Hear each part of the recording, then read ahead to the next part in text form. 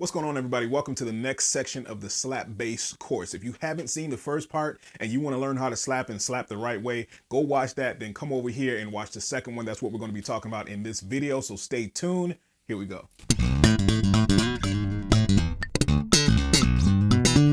All right, guys, Daric here from DaricBennett.com. And like I said in the beginning, if you want to learn how to slap and slap the right way, this is the video to watch. And there's a separate video before this one that was released introducing the slap bass course. So in the first part of the slap bass course, in that tutorial, we talked about more so positioning, right? We talked about where your hand should be, where your hand should land, where your thumb should be, the position of the thumb, you know, the rock out type of sign or whatever, or the cowabunga thing, that the corny joke that I told last time. But anyway, but yeah, we talked more about position, all right, where your body should be. All right, so just a little overview, just a recap of that.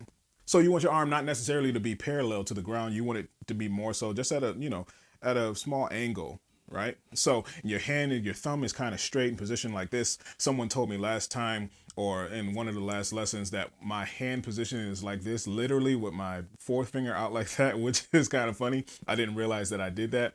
But anyway, but the positioning is more so in your wrist, all right? The movement is more so in the wrist when you're slapping, all right? To be able to execute and hit those strings, right, in the right way, because I mean, it's a pretty small space in between these strings that you have to kind of zero in on and hit. Some people use this kind of position where they're, you know, where they're in their picking position right here, where their hand is kind of straight, right? So then they go from that position straight to the slap position, all right? But you see what the problem is with that, all right? With your thumb pointed down this way and with it angled that way, you end up hitting a lot more strings than you need to, right? It's harder to zero in on what string you want to hit because your thumb is flat, right?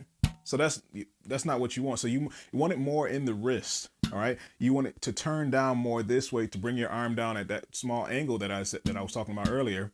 So when you use your wrist, you're slapping towards the string and not at all the strings at the same time, right? I mean, that's the way that I do it too. I'm not saying there's a wrong way or a right way. I'm just showing you the way that I do it, all right? So next, in the previous lesson, I told you guys to do an exercise just hitting each string.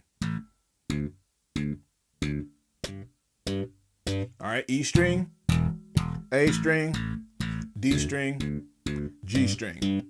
Just practice hitting a single note, all right, with your thumb. We're going to bring in the popping part a little later, but I want you to get the thumb down because that's where the foundation is at.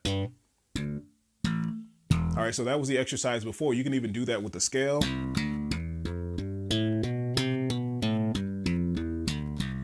can even do that with the scale. You can do that with everything that you're playing. So I would suggest when you're practicing, just try, if you're trying to increase your slap technique, right? I would say practice whatever you're playing, whether it be a scale, whether it be a groove or anything like that you would normally pluck for, all right, or use your fingers for. I would play it just to slap. So once you get comfortable with that, what we're going to do is we're going to add in some notes. Last time I was just telling you to hit the open string or hit just one note or whatever. All right, so, but we're going to incorporate these notes now. So now we're going to be adding in whatever note. It doesn't even matter. Just for an example, I'll use an exercise.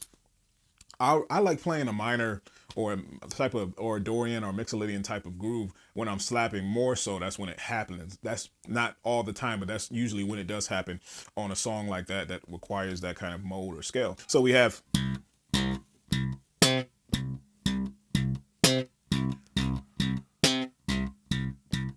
So that's the exercise we're going to be doing. As you see, I'm bringing in my pointer, my first finger for this exercise. We're going to be popping that last string, right? So, and I mentioned last time your hand is kind of closed here.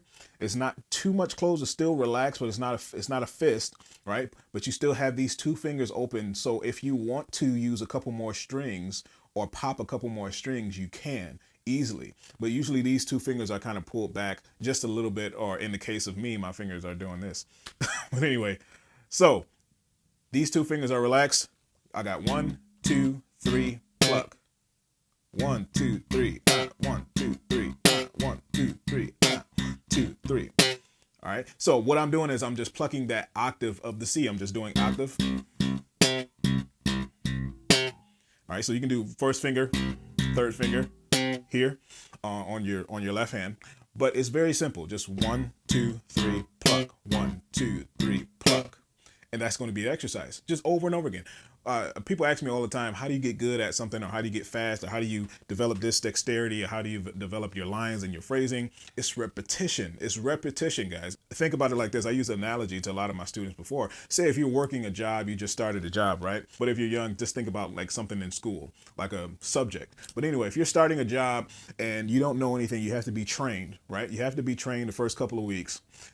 When you get to your first year of working at whatever job you're working at, that repetition causes you to do whatever job you're doing better or faster.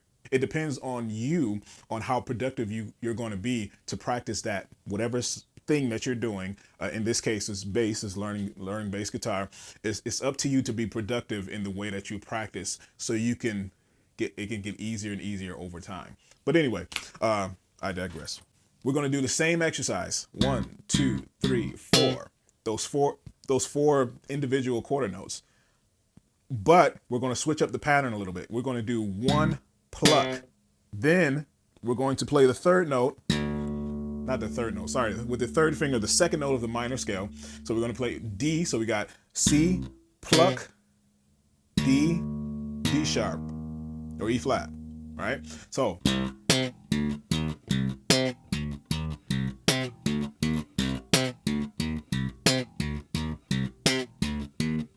all right, so what I'm doing is I'm assigning each finger to a fret.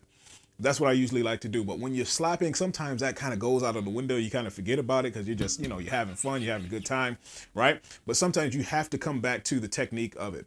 So with this technique, that's probably the toughest thing about this. So we have first note, pluck. Then we bring our third finger up to the D, right? And then we play that third note of the minor scale with our fourth finger. So 1, 2, 3, 4, 1, 2, 3, 4, 1. All right, simple exercise. So you can use that just to kind of bring in that pop with that, with the rest of the strings that we're doing, because now we're introducing the slapping part.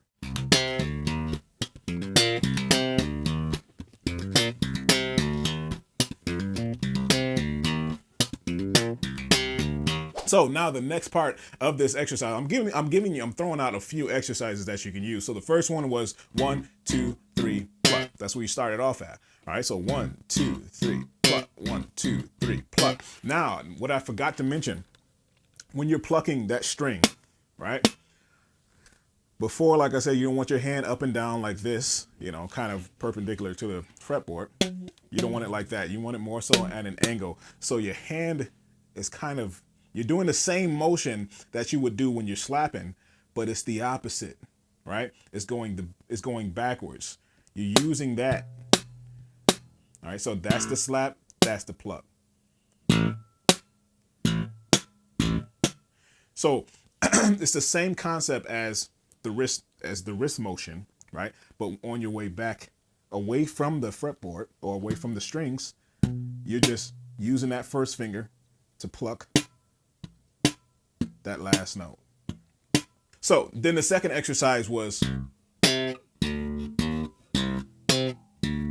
so it's slap, pluck, slap, slap.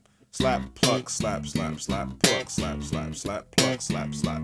Try to say that 10 times fast. Slap, pluck, slap, slap, slap, pluck, slap, slap, slap, pluck, slap, slap. All right, so that was the second exercise. All right, pretty simple, right? So we're getting the technique down. Now we're adding our left hand onto these exercises. All right, so like I said before, you're going to be slapping in no time. And then also stay tuned, because we're going to be talking about double thumb technique.